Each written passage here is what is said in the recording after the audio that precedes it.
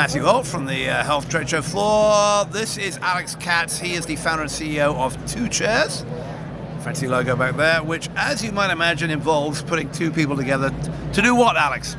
To do psychotherapy. Yeah, the name of the company tells you everything. It's about bringing the right patient with the right therapist, forming the right clinical alliance, and making faster progress in care. All right, so I want to know a bit about your model, because most people were trying, over time, we've seen all kinds of people trying to do various types of diagnosis and matching and online therapy and this, that, and the other. But you didn't start out that way. So tell me how you started and why you started, and then let's go from there. Yeah, for sure. So my story, coming to mental health, was a personal one. It came from seeing close friends, family members struggle in different ways and struggle to get help in a time of need.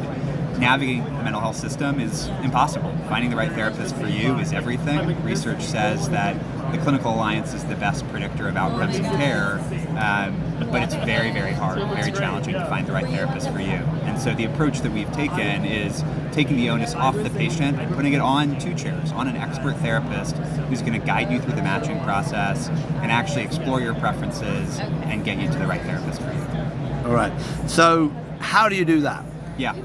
Because just to preface that, this is an area where people are trying to build all different types of tools to do that, and there's been obviously a lot of problem. If you don't get the right person, the right therapist, you probably don't go again. Exactly. I think for us, technology plays a critical role, but we believe it's not all about technology. It's not all about AI. You need a licensed therapist in the room to help the patient figure out what their needs are and what their preferences are. So our experience starts with a digital questionnaire. We collect some basic information, but then our patients actually come in for a 45-minute matching consultation appointment with a therapist. And in that appointment, we're figuring out what style do you want, what identity, what lived experience, and all of that ultimately feeds an algorithm that's making a match informed by that expert intuition of the therapist. 90% of our patients make it to at least a fourth session of therapy. In the broader industry, that number is a third. So we're just doing a dramatically better job of getting patients to the right therapist.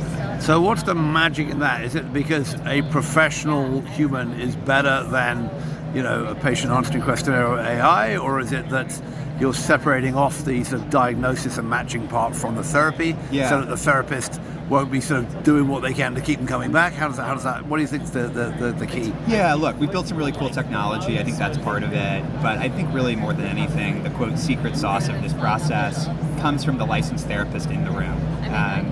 The average person doesn't know the difference between cognitive behavioral therapy, acceptance and commitment therapy, psychodynamic therapy.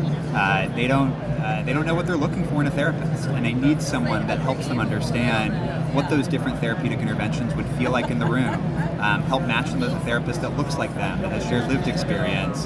That makes a dramatic difference. All right, so that's a probably different way of doing it. So you were physical completely and brick and mortar clinics until the pandemic.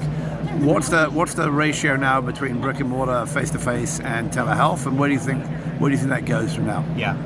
Yeah, today the vast majority of our visits are virtual. Prior to COVID, the vast majority were in person. Where it nets out, that mix, that's of course the million-dollar question in healthcare today. We're big believers in hybrid healthcare. We think giving patients choice in terms of how they receive care is critical.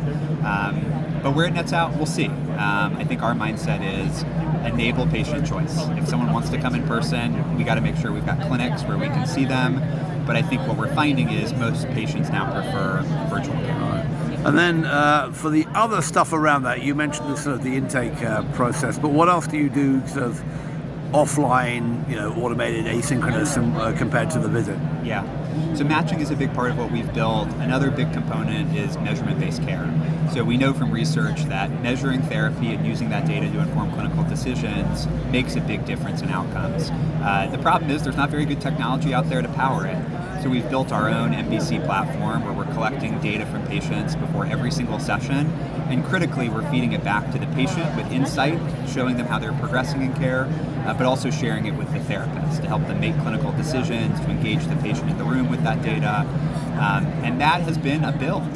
Most therapists in this country don't practice measurement-based care. They don't know how to. So in addition to the technology, we've had to build training programs, performance management programs to help therapists really nail measurement-based care. Are you finding that your customers, and let's talk a bit about that. So you're mostly health plan based. Exactly. And are you finding that the health plans are now asking for this stuff? Did you have to explain to them what they had to ask for? Yeah. Where how sophisticated were they as a buyer, given they haven't traditionally done a great job in this area? That's right. Well, I mean, I think to give the health plans a little bit of credit, this is an industry that historically has measured nothing. Yeah. Only 14% of therapists measure anything in care. And health plans, therefore, really struggle to distinguish between high-quality providers and low-quality providers. I think a few years ago, we found ourselves doing more education about measurement and quality and value. Today, the conversation has really shifted. We're finding plans are quickly getting quite sophisticated. They know what the PHQ-9 is. They know what the GAD-7 is. They're much more willing to sign value-oriented arrangements. That's great for the industry. It's great for patients, and it's great for our business. All right. So, talk about your business. You've been around, you said, since 2017. How much money did you raise? Yeah, we've raised about $53 million in capital today. Over time. And then where is the business? How many therapists on the platform? How many members on the platform? How many health plans are contributing? Just give me a sense of the scale. Yeah. So today we've got about 20 million covered lives in network with 2 chairs across our health plan arrangements. We've got about 500 therapists on the team, all of whom are W-2 employees. The vast majority are full-time.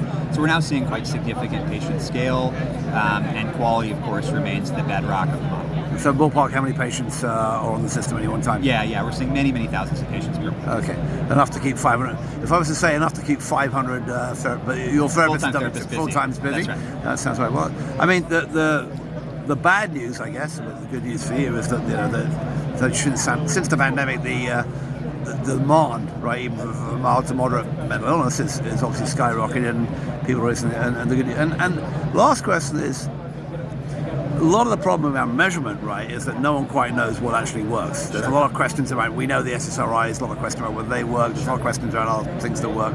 We know therapy, with other tools works better, but which therapy works for which people?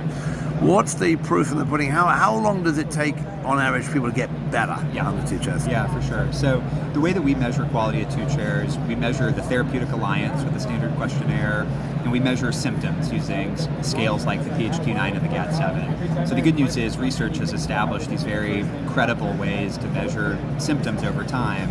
What we're finding in our case, 90% of our patients are making it to at least a 4th session of therapy. So we're doing a dramatically better job of engaging patients, getting them to the right care, and then 90% of our patients are seeing improvement in treatment with 2 chairs. And the length of care varies. It depends on diagnosis, acuity, the complexity of the case, but we're finding that typically in 15 sessions or less, we're getting folks to very significant improvement. All right, great stuff. I'm with Alex Katz. He is the founder and CEO of 2 Chairs. Alex, thanks for your time. Awesome. Thank you.